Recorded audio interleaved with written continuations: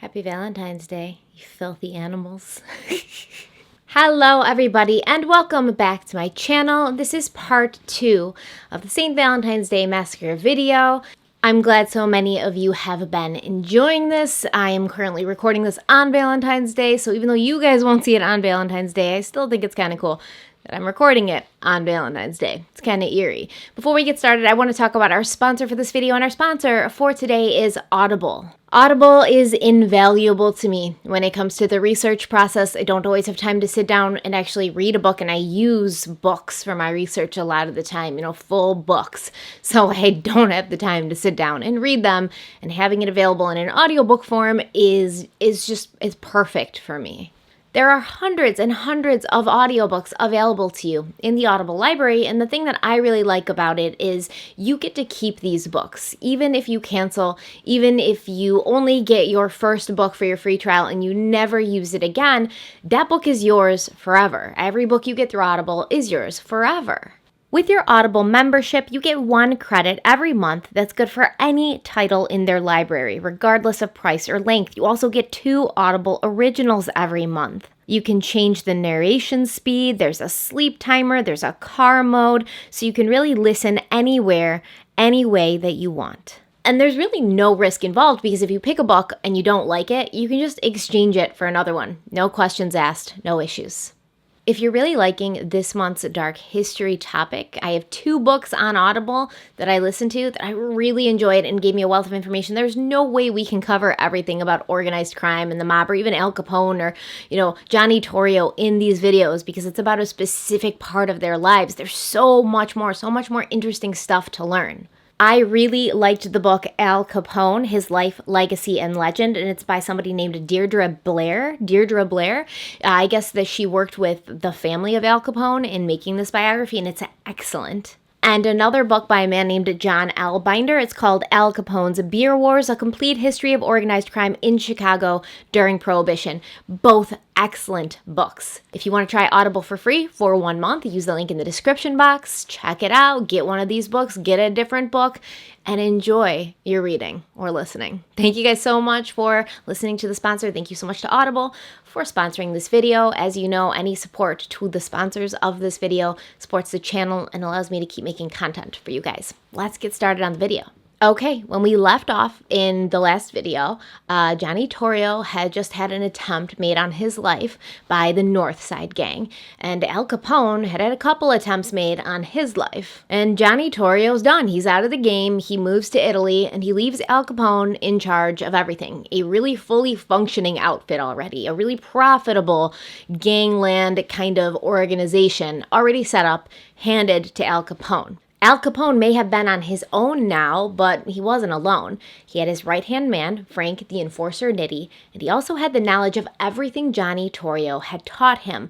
Capone was, at his core, a street criminal, rough around the edges, prone to handle every dispute with a gun or his fists. Torrio had taught him that if he wanted to appeal to a wide variety of people, he'd need a little polish. Under Torrio's tutelage, Capone had gone to night school to learn better grammar and to remove all traces of his Brooklyn accent. He traded in his common clothes for expensive suits in his signature colors, green and yellow, and he could usually be seen sporting a creamy white fedora. Even his underwear were made of Italian silk, and on his pinky finger, he always wore a $50,000 11.5 carat diamond ring. $50,000 ring for your pinky. Can you believe it? His intention for all the flash was because he liked to be noticed. He wanted to be noticed. He wanted to walk into a room and for people to whisper to each other, "That's Al Capone."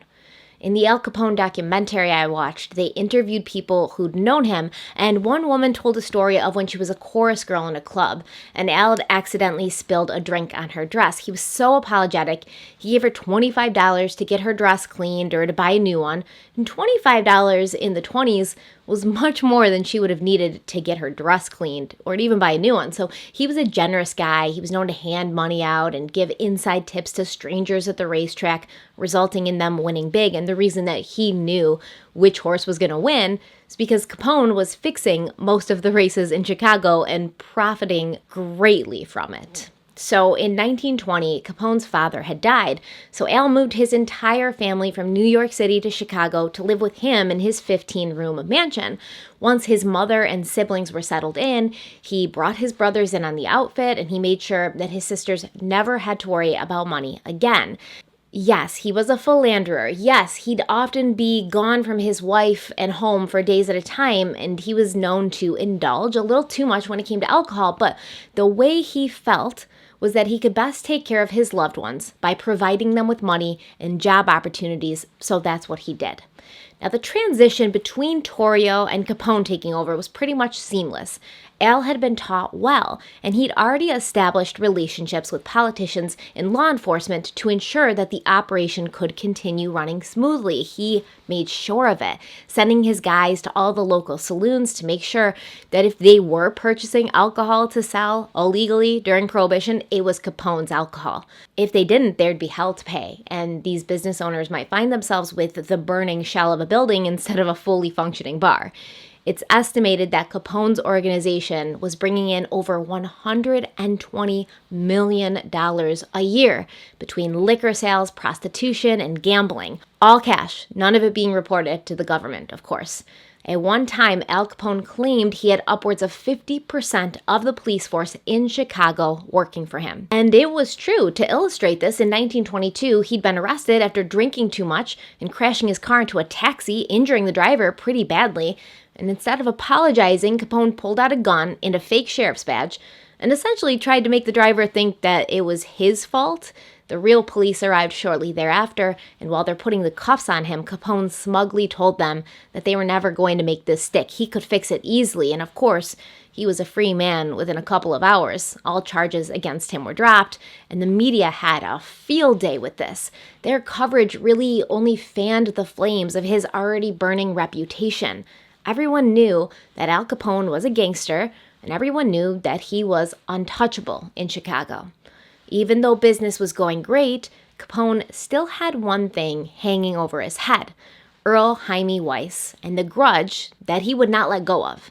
It's said that Weiss was the one man Al Capone had ever admitted to being afraid of.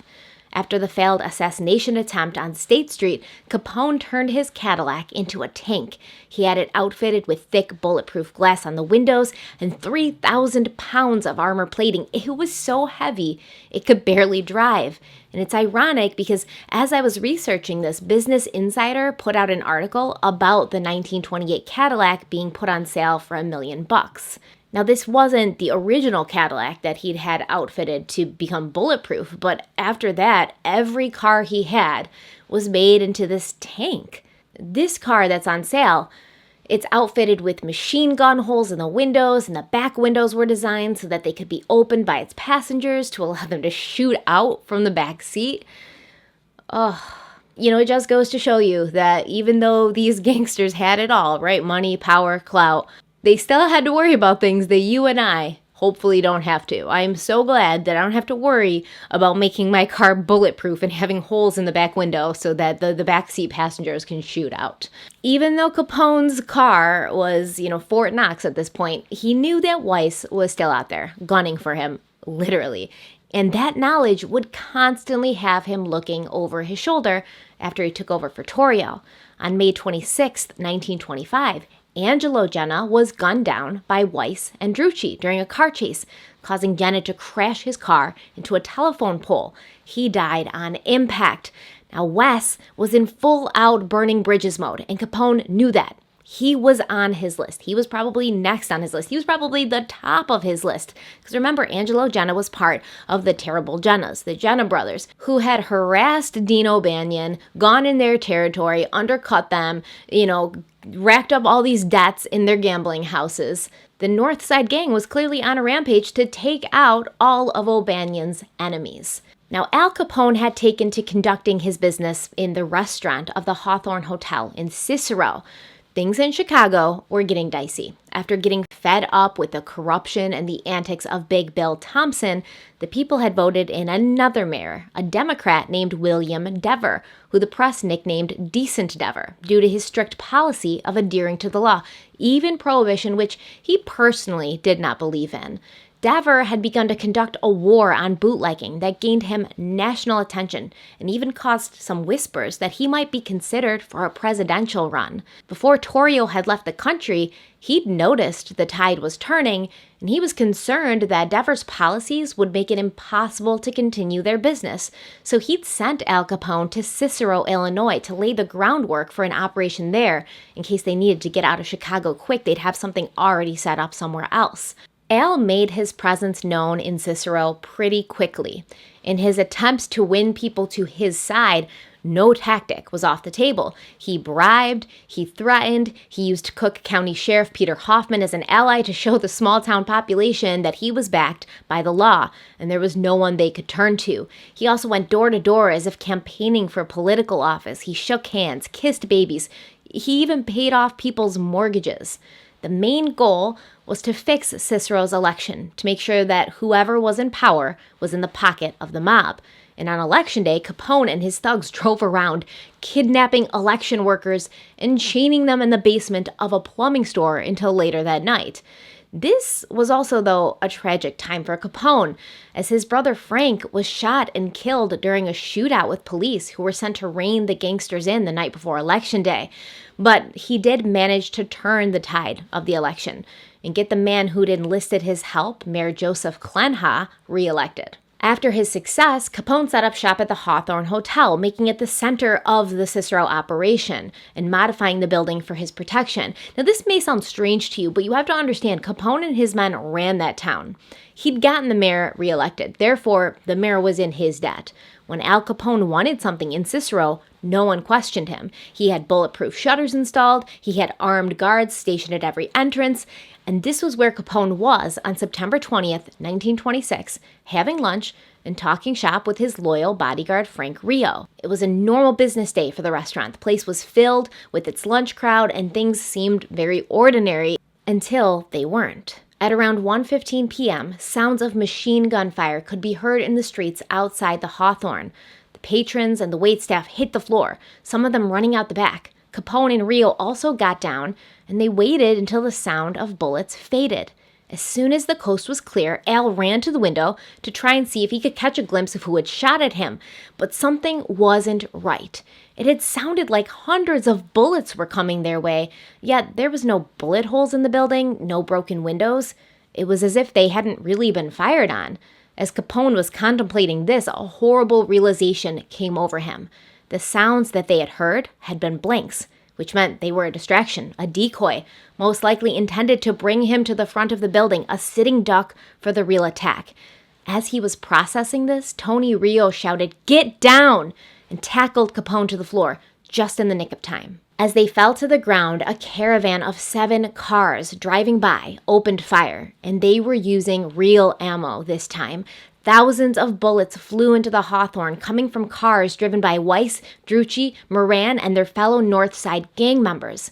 When the dust had settled, Al Capone was alive and well, and luckily no one in the restaurant had been killed, although some were injured. He graciously paid for the repairs and the medical bills, and then he turned his attention to the real issue.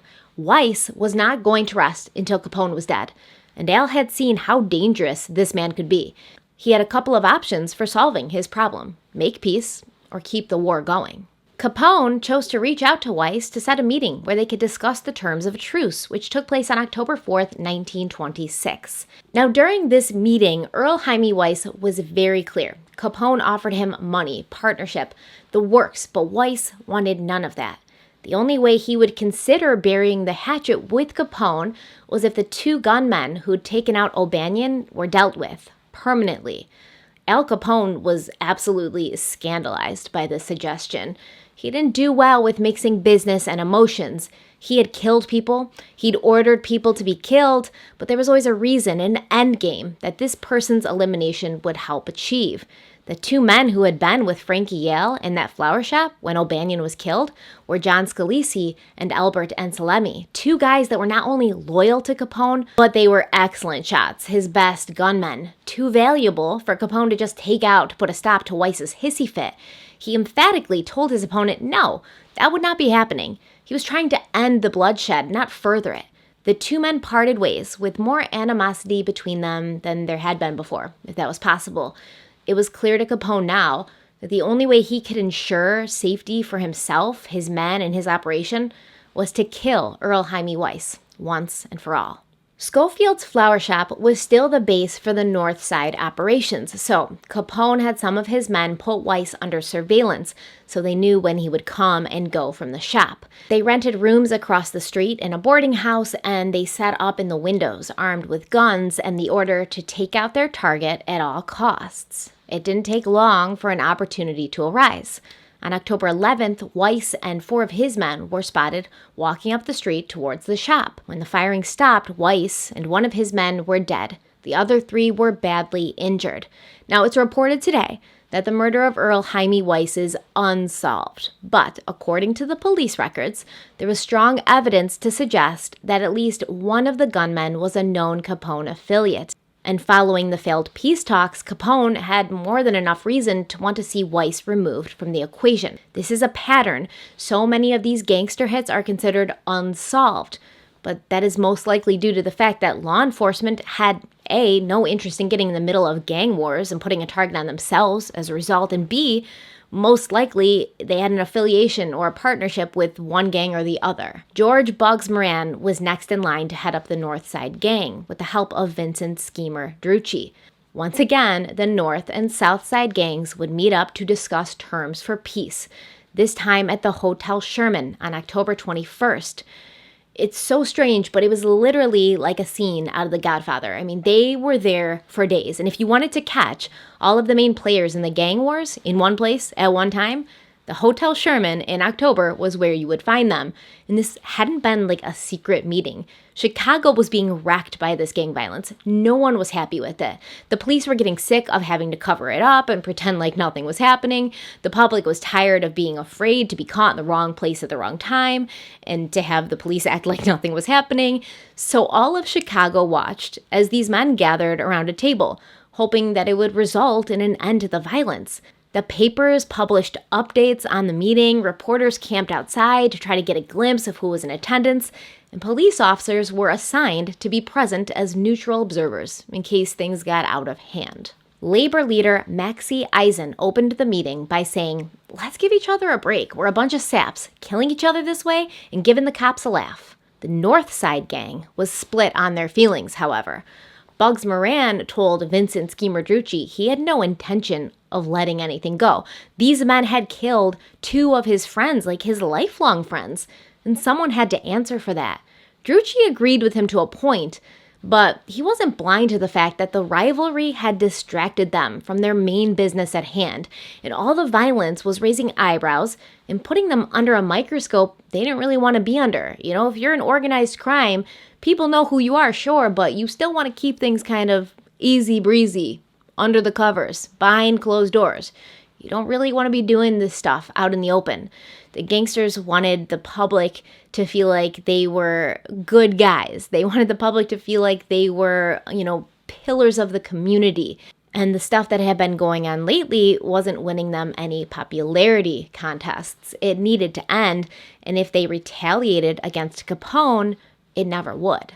So Drucci and Moran agreed that they would make peace for now, for the time being, but if the opportunity arose, they would avenge their friend's death. So, they really weren't making peace at all, since they were both unable to let go of their stupid grudges. The Hotel Sherman Treaty went ahead anyways, with both sides promising to stop attacking the other and put their differences and past grievances away. Everyone stood up, clapped, patted themselves on the backs for being grown-ups, shook hands, and parted ways. The future for these gangsters was looking bright. Without the distraction of old grudges, they could return to making money, staying under the radar. But this peace would only last 10 short weeks. In late December of 1926, the owner of the Hawthorne and Al Capone's close friend Theodore the Greek Anton was murdered. Now, Anton wasn't technically part of the outfit, right? He'd been a boxer in his younger years, and as many boxers did in those days, he'd run with a criminal element, and he'd formed a relationship with Capone and others. But he and Al Capone were true friends, and Al would often stop in at the Hawthorne just to have a cup of coffee with Anton and chat. After the shooting at the hotel, Anton had pulled away a little bit from Capone. He was feeling annoyed with all the trouble that the gangsters had brought his way. He even changed the name of the hotel from the Hawthorne to the Western to try and distance himself from the mobsters. But the relationship was there. The affiliation was made. Everybody in Cicero and Chicago knew that Theodore Anton was affiliated and friends with Capone, and he had last been seen on November 28th, 1926. And when his wife reported him missing, she was distraught. She told the police she had no idea where he could be. He didn't have any enemies or anyone who would want to hurt him. His brother Nick was contacted as well to see if he knew where Theodore was, and he told the police that they'd argued a few days before he went missing about a drop in business after the shooting, but other than that, he didn't know what had happened to his brother. On December 3rd, Anton's coat was found beneath the Seeger Bridge, stained with his blood. The police searched the canal for his body, they dredged it, but he wasn't there. They also found his boots and his fully loaded gun nearby, and what looked like the beginnings of a grave dug into the dirt. But the ground was frozen. It's the winter in Chicago. It's freezing. And authorities theorized whoever had tried to dig the hole had given up because the ground was too hard. Many sets of bare footprints were also found around the area, which really puzzled police. Why would whoever did this be walking around on the freezing ground in December without shoes or socks?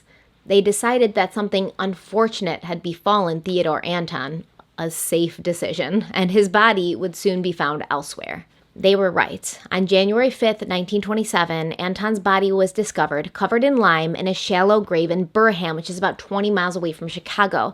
His third finger on his left hand had been cut off, a finger that he always wore an expensive ring on. That ring was gone, so was $2,000 in cash that he'd had on him the day he disappeared. He'd been shot in the head, execution style, and someone had gone to great lengths to hide the body, possibly because they had an axe to grind or a truce to uphold. Now, when I say somebody had gone to great lengths to cover the body, I mean just burying it and covering it with lime. That's something that the gangsters wouldn't normally do. They operated out in the open. They shot at each other and tried to blow each other up out in the open. And if they killed someone in the streets or under a bridge, they just usually leave them there. But somebody really didn't want somebody else to know that Theodore Anton was dead. Once again, Anton's murder is considered unsolved, and it's speculated that it could have been any number of shady characters he knew, including Al Capone. But upon hearing of the murder, Al Capone wept openly and claimed he knew who had done this to his old friend. However, there was no way he could prove that Drucci and Moran had been responsible, and a hunch wasn't enough to shatter a peace treaty. He kept his word and did not retaliate with violence. Then the mayoral election of 1927 happened. Decent Deaver was going up against Big Bill Thompson again, and Thompson wanted his seat of power back. Not much has changed in the world between the 20s and now. I mean, okay, I lied. A lot has changed, but politics hasn't. Times of political conflicts cause many problems between those of opposing viewpoints. You've got Deaver's people who are like, let's follow the law and no drinking and be decent, be good. And then you got Bill Thompson's people, usually the criminals, who want to see him back in power because he makes it easier for them to operate. Obviously, it was in Capone's interest to see Thompson elected as mayor again. He'd rather have corrupt Big Bill running the show than let decent Deaver keep enforcing the laws and threatening bootleggers. It'd be positive for anyone involved in organized crime to have Thompson take the reins again. So technically, the North and South Side gangs should have been united in their common goal, and they were for the most part. They were both doing their part using intimidation techniques to ensure the election. And on the eve of the election, Vincent Schemer Drucci broke into the office of Dorsey Crowe, alderman of the 42nd Ward and ally to current Mayor Deaver. Crowe wasn't there, but Drucci and his guys beat up his secretary, ransacked the place, broke windows, just completely destroyed it. They left the scene, but the police were on their heels, and Drucci was arrested later that afternoon by a detective, Dan Healy. Now, what exactly happened between Drucci and Dan Healy is unknown, lost to history, but the story goes that as Detective Healy was cuffing Drucci and putting him in the squad car, Drucci verbally berated him and insulted the police officer. Later, during the trial, Detective Healy would claim that Drucci said to him, "I'll get you. I'll wait on your doorstep for you," to which Healy requested that Drucci shut his mouth. Drucci proceeded to demand that Healy point his gun somewhere else or he would kick the hell out of him, at which point he smacked Healy across the head, promising to take him and his tool, which I assume is his gun, and fix him. After having been allegedly assaulted by the gangster, Detective Healy aimed his gun at Drucci and shot him 4 times, killing the man. Drucci died in the back seat of the police cruiser while the car was stopped in traffic on the Clark Street Bridge. Now, to be honest, in my opinion, Detective Healy's story doesn't really add up at all, because the way he tells it, first of all, he was cuffing Drucci, and then Drucci was like, "I'll take your weapon or your tool and I'll fix you," and then he hit him across the head, but he was supposedly already cuffed, and technically he would be cuffed behind his back, so how would he do that? He also says that Drucci was shot outside of the car. He gives that indication that Drucci was shot outside of the car, yet he died in the back seat while on the road. So many suspected that Healy was a dirty cop on Capone's payroll. But in reality, Healy just hated all gangsters and most likely welcomed the opportunity to take one out, especially if that one was mouthing off to him. There was no proof that Healy was a dirty cop, that he'd been paid off, or that he had any affiliation at all with Capone. In fact, he was known as a guy that was really against the gangsters. To George Bugs Moran, it didn't really matter who had killed Drucci. His friend was gone. He'd lost so many people in the previous years, mostly due to Johnny Torrio and Al Capone.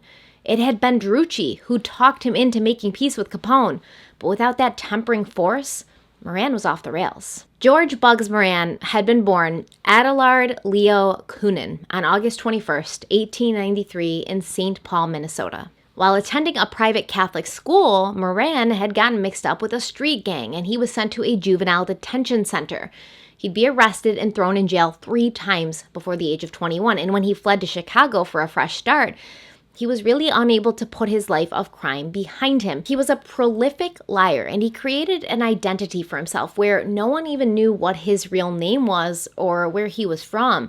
They believed him to be of Polish or Irish descent when he was actually born to a French father and a Canadian mother. He didn't tell anybody about his past, about his family, about who he really was. And although he was never really close to his father, who was a strict disciplinarian, Bugs loved his mother limitlessly.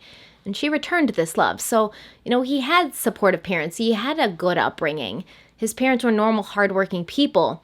But he was just a violent man, a man who could take a life without a second thought. But this is a hallmark of most personalities amongst gangsters. With the people he loved, his family, and his wife Lucille, his generosity and kindness went unmatched. When he met Lucille, she was a showgirl with a child from a previous relationship. This was the 1920s. If a woman got married and had a child and then got divorced or had a child out of wedlock, she was not really going to have a lot of luck finding another husband or a man who would take on that responsibility. She'd been afraid to share this part of her with her new boyfriend, Bugs, thinking it would cause him to leave her. But instead, George Moran happily married her and lovingly raised her child as his own. The couple would go on to have 2 more children, and it was well known that Bugs Moran was a wonderful father and an attentive husband.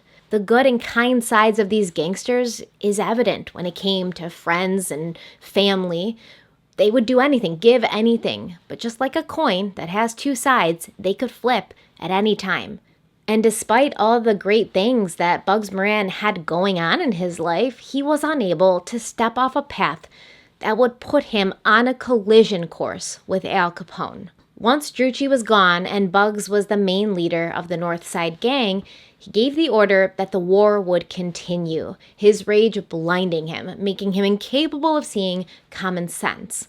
For the next few years, Moran and Capone attempted to take each other out multiple times, but each time they failed, leaving them more angry and more frustrated. Capone couldn't figure out why it was so difficult to get rid of Bugs. He'd managed to take out the rest of his crew with very little effort, and Moran wasn't as savvy as Weiss or as smart as O'Banion.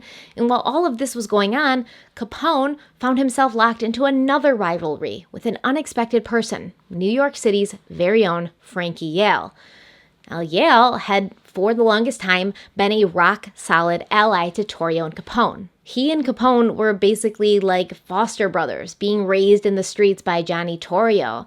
So how did these two men who had been so close and had learned the ropes from the same man who they both respected and loved come to be at odds with each other? Well, Frankie had done a lot of work in New York to be the top man, but Capone had been more successful in that realm. And when it came down to who had more power and more connections, in 1928, Al Capone was the victor.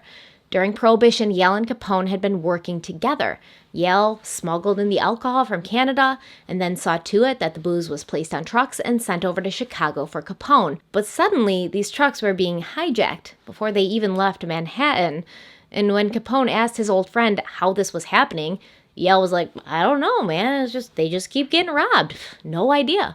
Capone suspected that Yale was responsible for the hijackings, and using his connections, he placed a spy within Yale's inner circle to report back. Now, this spy was a man named James Filesy D'Amato. Filesy, like I think filing a safe. I don't think files like paperwork, but could be paperwork. With these nicknames, you never know. Well, it didn't take long for D'Amato to report back to Capone that yes, it was in fact Frankie Yale who was orchestrating the heists on the liquor trucks. Still a mystery, but somehow Yale figured out that D'Amato was Capone's inside man, and D'Amato tried to kill Yale before he became a target himself. So on the evening of July 1st, 1927, he tried to shoot Frankie Yale, but he missed.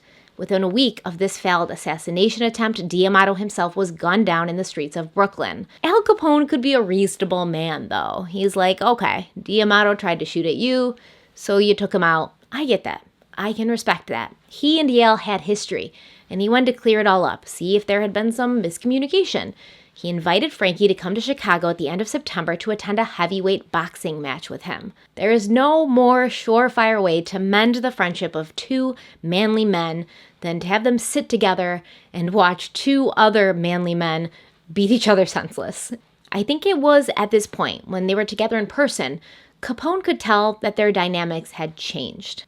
There was no loud or angry words, no accusations. Frankie Yale was civil but distant. Maybe Scarface, Al Capone, hoped that his old friend would come clean and ask for forgiveness, but that didn't happen, and it was time for Frankie Yale to go.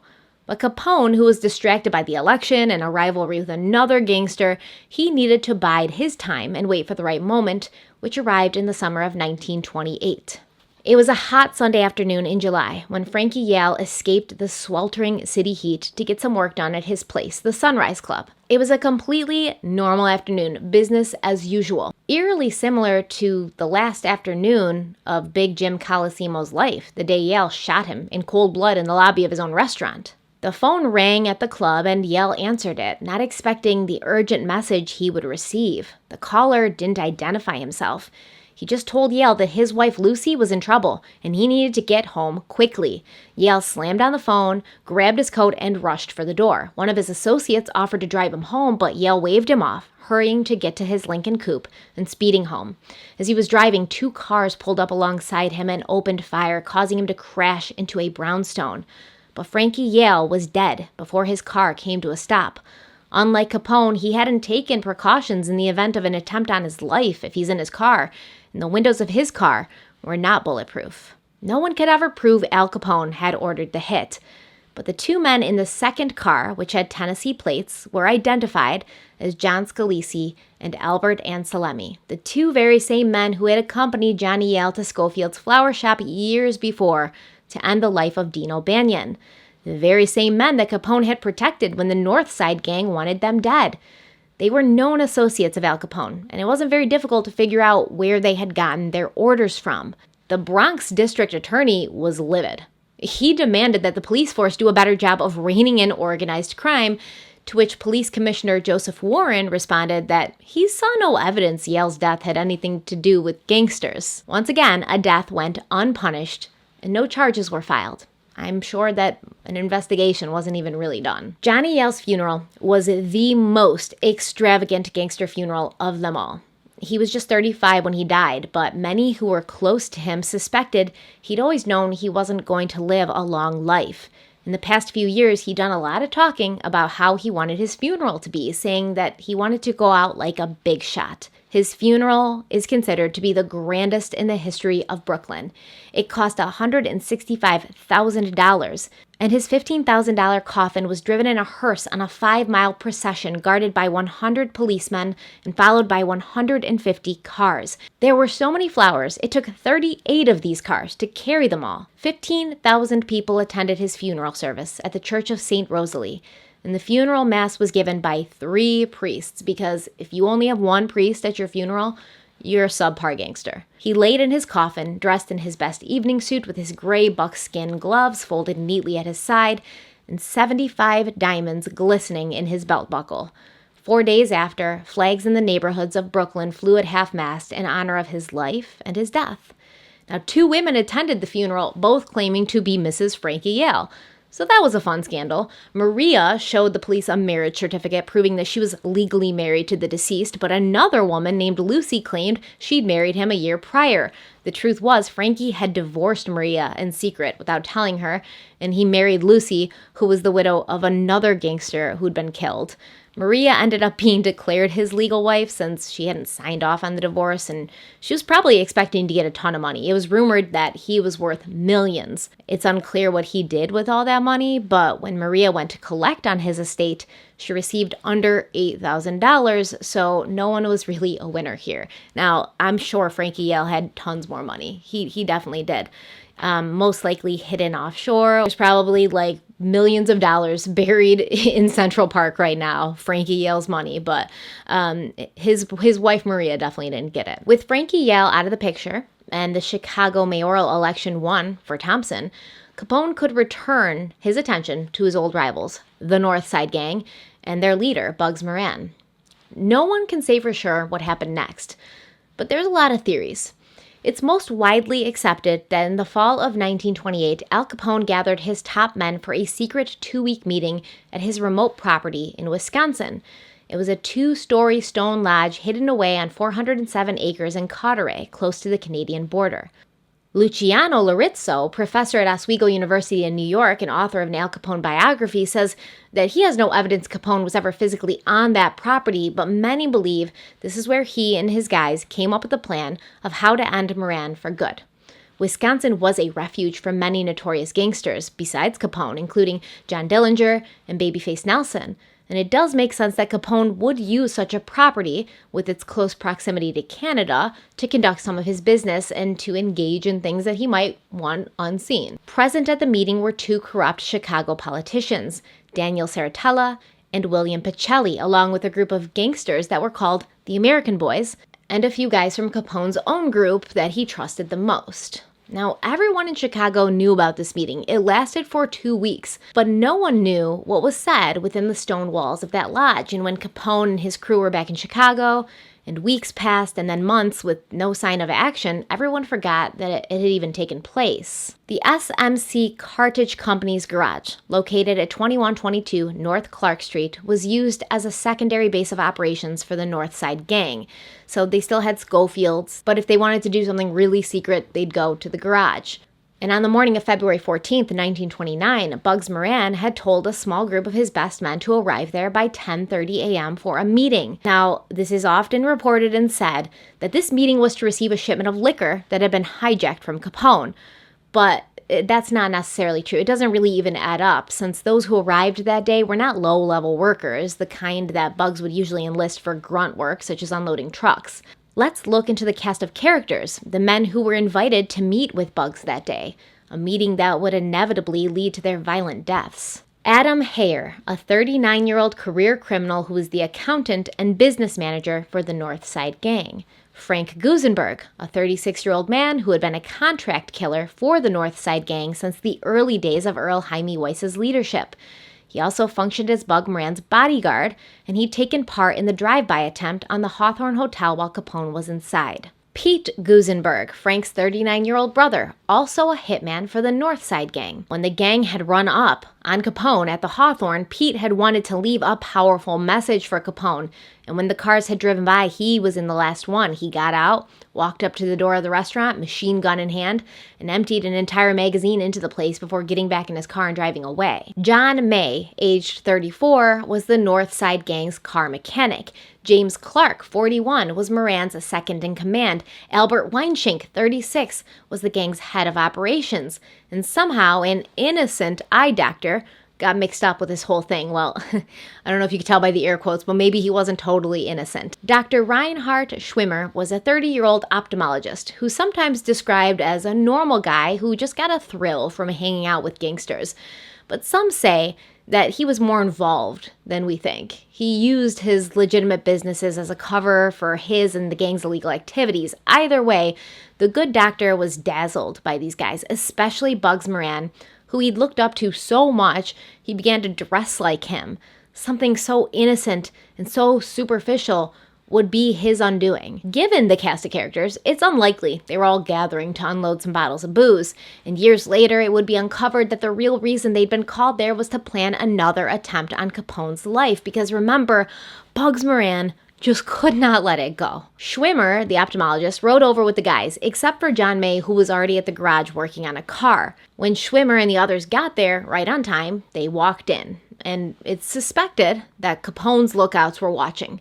And seeing him get out of the car with the rest of the guys, he was dressed like Bugs Moran, he's about the same height and weight as Bugs Moran, they thought he was Bugs Moran, and they gave the signal for the hitmen to go in. It was cold that morning, about 18 degrees. Slick ice coated the streets. Bugs himself was running a couple minutes late. He'd slept in, but he was the main event, so he knew they would wait for him, and he wasn't in a huge rush. According to him, as he approached the garage, he saw a car driving down the street, also approaching the garage. To him, it looked like the car of a police officer. It was unmarked, but it was the same type of car, and he could clearly see a couple of men sitting in the car. And so he put two and two together. He knew that their garage was used for illegal activity. There was alcohol and guns and a whole plethora of things in there that could get him pinched, and he assumed the police were there to raid the place and make some arrests. So he turned around and he left, telling himself that if his friends got locked up, he would bail them out, as they'd all done for each other so many times before. But the men in the car weren't police officers, although they were dressed to look like them, and they'd kind of styled the car to look like a police car.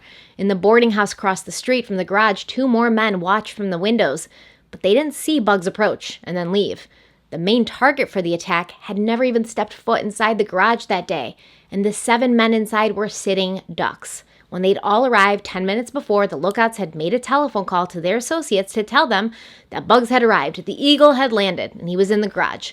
When the real Bugs Moran saw the police car creeping up the street, what he was actually seeing were assassins sent to kill him. Inside the garage, the gangsters all walked in laughing, talking loudly, slapping each other on the backs, and John May, who was already inside, was surprised to see them. Like I said, he'd already been at the garage working on a car, and he'd kind of expected to be alone there all day, to the point where he'd even brought his dog, Highball, with him to keep him company as he worked. Within minutes of all 7 men being together in the garage, the dog started to bark, attempting to alert them to an unknown and unfamiliar presence. Moments later, they heard a knock at the door, and they assumed it was their boss, Bugs, so they opened the door. Of course, no one really knows what happened after this. It's assumed that the assailants burst into the garage waving fake badges and real guns, claiming to be the police. The North Side Gang would be accustomed to getting hassled by the police. They were used to the police kind of busting in on their operation when they wanted a couple extra dollars, or they just wanted to make an arrest and look good. So when they were told to line up at the wall with their hands in sight, they did. It seemed like business as usual. Now, the 2 men who initially entered were dressed up like policemen, according to an eyewitness who would come forward later. But there was other men waiting outside to be let in. Men who didn't bother to hide their identities or their Thompson submachine guns, the hallmark weapon of the Chicago gangster. Almost 100 bullets were fired at the unarmed, oblivious men lined up at the wall, most of them from machine guns. The sound from a machine gun is very noticeable, especially at 10:30 in the morning in a residential neighborhood. So, of course, the neighbors were alerted and peeked through their blinds to see what was happening. Eyewitnesses reported seeing 2 police officers escorting 2 gangsters out of the garage. And so they went back to their day, assuming the gunshots had been the result of the police arresting the criminals. But there was a sound that didn't stop, the barking of a dog. John May's dog, Highball, was still in that garage, tied up under a car so he couldn't run away. The poor animal was traumatized, and when the police arrived, they found him shaking and trapped under a beer truck, surrounded by spent shells and dead bodies. The animal was so afraid and anxious, he never recovered, and he eventually had to be put down.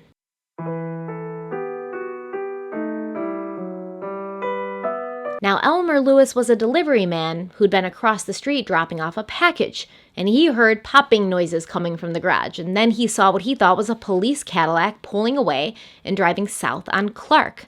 Clark McAllister, who lived in a nearby apartment building, had also heard the shots and the dog barking. He walked over to the garage to check it out, pushing open the door and immediately getting hit in the face with the smell of gunpowder. But not all 7 men were dead when the police got there. Frank Gusenberg had been shot 14 times, but he was still breathing and able to talk. But do you think he talked? His brother and his friends had been murdered. He was dying slowly, but do you think he talked? Clark McAllister, who found him, he shouted that he would get help, and he ran to call the police. The call reached a Sergeant Thomas Loftus, and he arrived at the garage around 10:45 a.m. It was a gory scene, one of the worst Loftus had ever seen. And he crouched down next to Frank Gusenberg, recognizing him from his days as a paper boy, and he asked Frank, "What happened, man? Who shot you?" And it's often reported that Gusenberg replied, "No one shot me," which honestly, it wouldn't surprise me. But in reality, what he said was, "I won't talk." Loftus tried to get something out of the dying man, asking if they'd all been lined up against the wall, to which Frank replied again, "I won't talk." Before he was taken away to the hospital, Frank did tell Loftus one thing. It was the police who had done it. He died 3 hours later from his injuries, never saying anything to anyone else. The next day, the Chicago Examiner printed the story with a headline that read, "Chicago gangsters yesterday graduated from murder to massacre." Even for Chicago, a city that was quite accustomed to death and gang violence, this massacre was atrocious. The police were used to seeing a body, maybe 2, maybe 3, but 7 men all killed execution style. It was so savage, such overkill, it made everyone incredibly uncomfortable, and they had to question whether or not they'd let the animals run the zoo for too long. The scene was a mass of onlookers, reporters, photographers, and police officers stepping inside the garage and emerging later with dazed looks on their faces. They processed the scene, they got the bodies to the morgue, and they tried to make sense of what had happened there. And at first, Al Capone wasn't even really a suspect in anyone's mind. You have to remember, these were all gangsters. They're all career criminals. There was most likely more than one person who would have liked to see Bugs Moran taken out, but Bugs Moran hadn't even been there. And that still confuses a lot of people today, even if they had mistaken another man for Bugs. Once in the garage, you'd think that the gunman would have noticed that he was absent and that they'd been given bad information from the lookouts. My theory about this is that the lookouts would have been maybe local people or people who at least knew what Bugs Moran looked like. But the shooters most likely would have been hired out, maybe out of state, the way that Capone and Torrio would use Frankie Yale from New York to take out people in Chicago because he'd be less likely to be identified by a witness. So I believe, in my opinion, the lookouts probably knew what Bugs Moran looked like, but still maybe not. Maybe they didn't really know because he wasn't in there and they thought the wrong guy was him. So the lookouts let the people who were doing the shooting know. And when the people went in there with the guns, as far as they knew, Bugs Moran was in there. But as far as the theory that the police had done it, no one really believed that, except for one loud voice, a Major Fred Silloway, chief of the Federal Prohibition Unit in Chicago. Now, for some reason, this guy calls a press conference and he's like, "Don't believe the propaganda, guys. It was the cops who took out these gangsters, and it was because Moran stopped paying them protection money after one of his shipments got hijacked." Obviously, the Chicago PD were pissed. They were like, "Dude, we already have a bad reputation. This story is not that much of a stretch. What are you doing?" But as inflammatory rumors often do, Silloway's allegations spread to other cities where the papers printed headlines like "Murder Cops Hunted in Massacre" and "Chicago Police Killers of Gangmen." The commissioner and police chief were highly annoyed when reporters began to question them about this theory. Police Commissioner Russell stated that he'd be happy to convict anyone for the crime, cop or not. And if Silloway had some important evidence, he should probably bring it to the police and stop giving press conferences. It turned out, even though Silhouette had promised to have the murderous cops' names by nightfall, he had nothing, and he was transferred out of Chicago a few weeks later, and by the next month, he was fired. The investigation accelerated when police questioned a woman named Minnie Arvidsson, the owner of the boarding house across the street from the garage. They talked to her on February 18th. She told them that a man had come to her on January 27th looking to rent 2 rooms, one for him and one for a friend.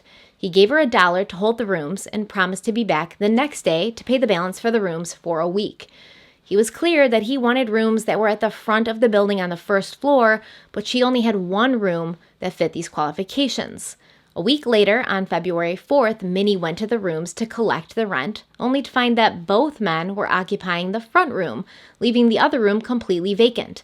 They told her that it turned out they couldn't afford both of the rooms, so they'd both decided to stay in the front room. On February 14th, another boarder, a woman, ran into one of the men as they were both leaving the building, and he mentioned to her that what happened across the street, that massacre that morning, had been terrible before he left. Then nobody saw him again. Politicians and high-ranking lawmen in the city spared no time before publicly denouncing the violence. The same politicians and lawmen that had previously been working with the mob. But there seemed to be no actual progress in the investigation. The tide had turned in Chicago. People were fed up with the gangsters that had plagued the city with blood and violence for the better part of the decade. As I said earlier, gangsters killing each other was pretty commonplace, but this was on a whole new level, and the fact that Reinhard Schwimmer, a civilian, allegedly, had been caught in the crossfire made people realize that no one was really safe. With cries from the public to crack down on organized crime, the police and the politicians of the city did a quick 180, like a pivot. It wasn't their fault that crime had run rampant through the city. Wasn't it the 18th Amendment that had given these gangsters a ready-made lucrative business, one that they would protect at all costs? No, not really. William F. Russell, the police commissioner, publicly stated that as long as prohibition was in effect, the violence would continue. He said that if alcohol was legal, there'd be no need for bootleggers. It's kind of a ridiculous statement considering that half of the police force, half of the politicians had been taking bribes and working hand in hand with gangsters for years, allowing them to function outside of the law. And if it's not prohibition, if it's not alcohol, they'll find something else, prostitution, gambling, dog racing, whatever. But prohibition was getting old for everyone anyways. The massacre was the catalyst to ending prohibition for good. The gangs and their petty grudges had gone too far, and they'd actually set the wheels in motion for taking out a law that had made them all very rich and very powerful. It's kind of ironic when you think about it. Isn't it ironic? Don't you think? The police investigation led to a questionable connection to Detroit's Purple Gang, sometimes also known as the Sugar House Gang. They were a predominantly Jewish criminal organization that had risen to power in Detroit to become the top bootleggers when alcohol was outlawed in 1917. There, 3 years before Prohibition had officially started, it was outlawed in Detroit. They'd had a 3-year head start on other bootleggers in the country. They knew what they were doing, and they were notoriously violent. They were known to stop at nothing to make their money. They would even kidnap other high-ranking gangsters to ransom them back to their people. These were not loyal men, right? And their downfall would come inevitably after they started infighting and killing each other off. But before they did that, while they were still the Purple Gang, their killing skills could be auctioned off to the highest bidder. And there was no one they wouldn't cross if the money was right. So it was a working theory at that time that someone had paid the Purple Gang to take out Bugs Moran. But I'm not over-exaggerating when I say that none of these people in law enforcement wanted to work together. They all had their own ideas, their own theories, their own methods, and each faction wanted to be the ones who solved the mystery. So they didn't communicate, and they didn't cooperate, and they didn't solve it. It reminds me of like The Amazing Race. You know, they all kind of broke off into little teams and they were like, oh, we have the clues. We're not going to tell them what we know. Let's go. We're going to be the first ones there. We're going to be the first ones to blow this out of the water. So dumb. Well, enter Herman Bundesen, the Cook County coroner. Unlike most of the men who were running the show in Chicago, Bundesen was dedicated to serving the community and working towards the truth. In 1929, coroners were elected officials, and each county was required to have a coroner who was responsible for investigating mysterious or unnatural deaths. In a sea of corruption and greed, Bundesen was a breath of fresh air. someone who just truly wanted to see justice served. He listened to all the theories, and he didn't think of them held enough evidence or weight to just sign off on, which is what people really wanted him to do. There came a point where the politics in Chicago, they just wanted it to be over. It didn't matter what theory they went with or what they told people. They just wanted it to be over. The whole thing was making them look bad, and the city was getting ready to host the World Fair, the exposition, the famous Chicago World Fair. And people who lived in Chicago said that they were afraid to walk out of their houses to go to the store. You had cities, all over the country fighting to have the World's Fair in their town, in their city, because it's going to give you legitimacy and it's a point of pride.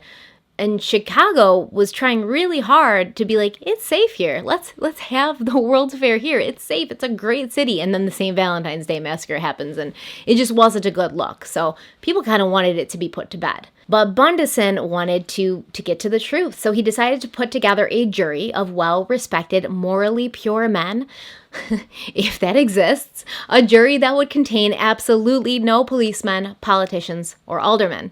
He also brought on a private investigator to look at the case and evidence with fresh eyes and no prior bias. Bundesen insisted there needed to be a reenactment of the crime so they could kind of get an idea of what truly might have happened that day. The reenactment was eerily similar, taking place in the very same garage. They even brought in a dog.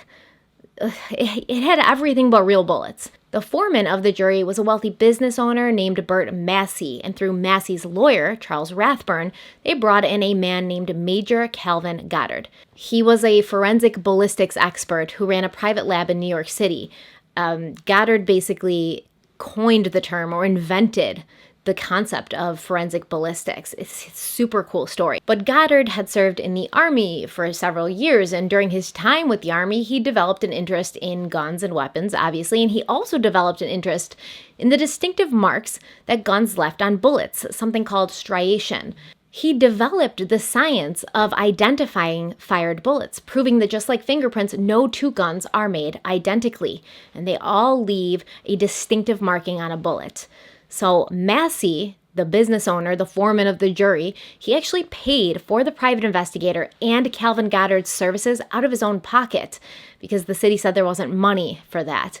And Goddard moved his equipment and staff from New York to Chicago, giving birth to the country's first officially recognized full-service crime lab, a crime lab that the FBI would basically model their crime lab on 2 years later. And this is a really cool and really important part or place in history for true crime because it was like the first legit crime lab, and I think that it's so cool. But apart from the reenactment, they had a trial where multiple witnesses were questioned, such as Gusenberg's older brother Henry, Adam Hayer's 17-year-old son, James Clark's sister, etc. Little was discovered from this, or the reenactment, really, at least not anything that could be proven. It seemed that the family members of these men claimed to not know what their brothers and husbands and sons were into. Yeah, there was always some sort of connection to organized crime that would have made it clear to anyone who they were involved with, what they were involved with. For instance, Adam Hayer was the general manager of the Kennel Club in Fairview, and this was a dog track owned by Bugs Moran. When the jury would question these connections, the state's attorney would find some way to gaslight or distract or be like, oh, we're not continuing with this line of questioning. And the jury would be like, why? Aren't we trying to solve a crime? Bullets and bullet fragments found at the scene connected the crime to the Thompson machine gun. 20 of the bullets were shot from the Thompson machine gun, giving more credibility to the theory that the hit was gang-related. The gangsters were really the only ones walking around Chicago using these kinds of weapons. The gun had become their trademark. It was called like the Chicago typewriter. Dr. Calvin Goddard was able to discover that the bullets used during the St. Valentine's Day Massacre could be matched to 2 guns confiscated from a Michigan home, the home of another notorious mob boss, Fred the Killer Burke. Now that's a good mob nickname. Fred the Killer Burke. Way better than Hinky Dink Kenna. This lead ended up going nowhere. No one was charged. No one was brought to justice for the senseless massacre, and it remains unsolved. Obviously, it's more than likely Al Capone, if he wasn't directly responsible for what happened to Moran's guys, he certainly knew about it. And he would have condoned it and given us permission.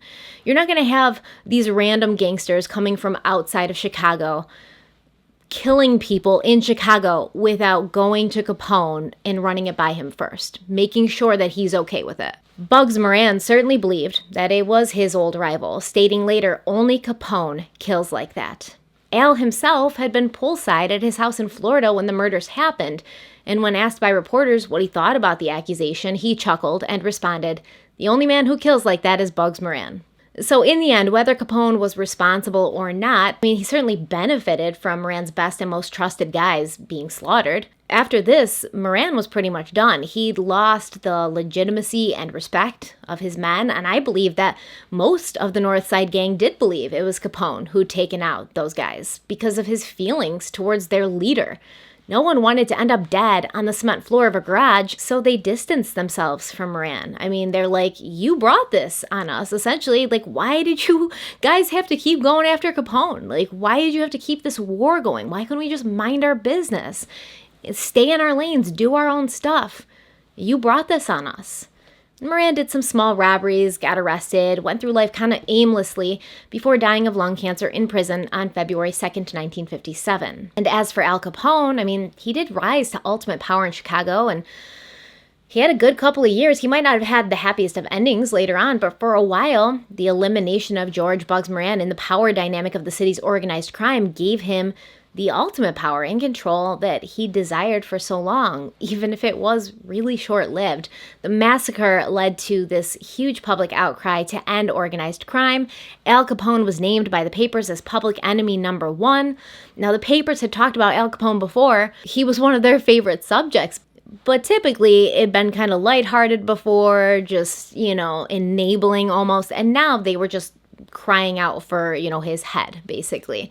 And Capone didn't like this because, remember, he really wanted to be loved. He really wanted to be liked and respected, and he wanted to be seen by the community, his community, as the good guy. But he wasn't seen as the good guy now. Even if he was innocent, even if he had nothing to do with it, people still thought he did. The police knew they had to get Capone one way or the other, and they might never be able to pin those deaths on him, or really any deaths on him. He was too good at covering his tracks, but they'd get him for something, and as you know, they eventually did. He served 8 years in prison for tax evasion, and as he sat in his cell, losing clout on the outside, his brain was rotting from an untreated case of syphilis. When he was released from prison in 1939, he was directed to go to Johns Hopkins to get treated, but they turned him down. They wouldn't treat him because of who he was, which is really messed up, if you ask me. I get it. He's a gangster, not a nice dude, but you're doctors. You're supposed to help people, give them medical care. It's your job. Why'd they have to do my boy Capone like that? Well, he was given help at Union Memorial Hospital, and he was put on penicillin. Now, he was one of the first patients to be treated by this antibiotic, which was a pretty new invention at that time. And maybe that's why they treated him, now that I think of it. He was an experiment. Sure, we'll help you, Al. Okay, you just take these pills. Let us know what happens. Write down everything. If you get a rash, write it down. If something falls off, let us know. The drug was able to slow the progression of the illness, but there was a lot of damage done to his brain. While imprisoned at Alcatraz, the guards had noticed his bizarre, sometimes self-destructive behavior. He'd failed to follow their orders even when threatened with bodily harm, and he always wore this strange grin on his face, and he walked around the heated prison that was in California wearing his winter coat, gloves, and hat. After he got out, he moved to Florida, and he lived the rest of his days quietly with his wife and son. He'd get visitors now and then, but they just report that he wasn't quite himself, and he'd sometimes sit by his pool with a fishing pole in his hand. He died of heart failure in 1947 at the age of 48. So like I said, in the first video, all these notorious men, they lived these exciting, dangerous, careless lives. They'd probably seen and done more things in their short lives than most people do all their lives, but they don't have happy endings. Al Capone was a serious, fierce force in Chicago. Everybody respected him. But that syphilis, man, I think he got it when he was 18, and he just never did anything about it, and it eventually began to make him go crazy, as untreated syphilis will do. Once he went to prison, and he was out of sight and out of mind for almost a decade, and he got out, and he was, kind of not right in the head. He didn't have the same respect. He didn't have the same power and pull and charisma and the ability to manipulate and charm people. And without that, he really didn't have anything. So it's really kind of unsure, too, who took over for Capone. You hear different things, like it was Frank Nitti. You hear different things. And the same thing with the St. Valentine's Day Massacre, right? It's reported that Al Capone did this. It will say Capone's men did this, and that was never proven. However, I will say, although it was more savage than the way Earl Jaime Weiss was killed, if you think about the setup, Capone had lookouts across the street in a boarding house, waiting for them to walk by, taking them out. The whole setup was very similar to the St. Valentine's Day Massacre. And although it has never really been proven who was in that boarding house looking out, there's been allegations, and some people say they know. Some people say a certain gangster's eyeglasses were found there. Some people say a certain gangster's prescription medicine bottle was found there. If you're stupid enough as a gangster to leave your prescription medicine bottle with your name on it in a boarding house after you've just acted as lookout for a mass murder, then you deserve to get caught. But it's never been proven, and I have to think that that's because the police probably knew exactly who did it. The police had leads, and they had, done somewhat of an investigation. They had good leads that they completely ignored or acted like they weren't important. For a while, the ballistics and the bullets and everything, they claimed that they were lost in a flood that the Chicago PD had, and they didn't know where they were, and then they popped up like in 2012. So there's a lot of lies and corruption and cover-ups going on here. And you also have to consider, like, these were gangsters. So was it Al Capone? Maybe. Could have been any one of the other gangs that Bugs Moran pissed off. It could have been anybody. But like I said, if they came to Chicago to take out Bugs, they most likely checked with Al Capone first, and he clearly didn't say no, right? So that is going to be it for today's video. Like I said, there's so much to the story, to not even, just this story, but the whole organized crime thing and Al Capone and all the gangsters, and such an interesting kind of topic that there's no way I could possibly cover it all in these videos. But I do suggest, if you're interested in this, the books that I told you about on Audible. Also, this book, it's called The St. Valentine's Day Massacre, and it's by William J. Helmer and Arthur J. Bilick. There's a lot of good information in here. Now, these authors have their own theory about what happened to Bugs Moran's crew. They don't think that it was like directly Al Capone. They think that it was a secret crew from St. Louis known to Capone's mostly Italian mob as the American Boys. There's some support for that, and if you're interested in finding out about that, you should read the book. But even if it was the American Boys were in league with Capone. I mean, a couple of them were present at that secret meeting in Wisconsin that, never happened. So even if it was the American Boys, they most likely did it with the permission or the direct order from Capone. So in general, I do believe that Al Capone had a hand in it. And thank you guys so much for all the suggestions of, gang-related, TV shows to watch. Yes, I've seen Boardwalk Empire. I loved Boardwalk Empire. Adam and I watched it when it, first came out, so I want to rewatch it. Right now, we are watching Narcos. It's the season 2 of the Mexico season. We love Narcos. If you guys haven't seen Narcos, you need to. But start with the Colombia season, the first one. I think it came out in 2015 or 2016. And it's about Pablo Escobar. So good. The guy who played Pablo Escobar in that, I think, is probably the best actor who's ever lived. And Denzel Washington is my favorite actor of all time. So that's saying a lot for me. If you're doing better for me than Denzel, it means you're a great actor. It's so good. And then the second season follows the Cali cartel. And then this season and the one before, it's about Mexico and the cartel there. So interesting, guys. What a great show. I love it. And the opening song to Narcos, every time it comes on, I love that song. I downloaded it on Spotify, and every time it comes on, I have to get out of bed because we're watching in bed, and I have to dance around the room because it's just so I just want to move to it. So check out Narcos if you guys haven't seen it. I love Boardwalk Empire. Also, The Irishman was awesome on Netflix recently. Another great kind of mob-related movie, I guess. And I just always think it's so funny because I want to bring up one more. And you guys are going to make fun of me because it's like a rom-com, but Mickey Blue Eyes with Hugh Grant.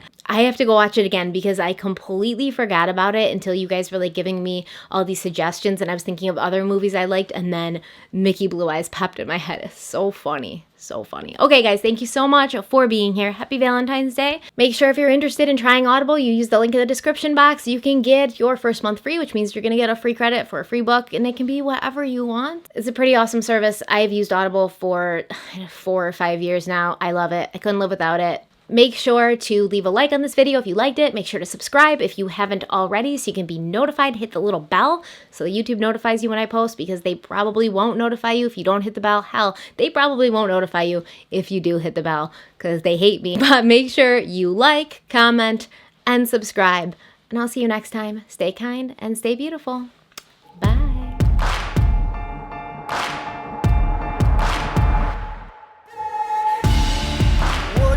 Don't break now, and the bottle's going straight down.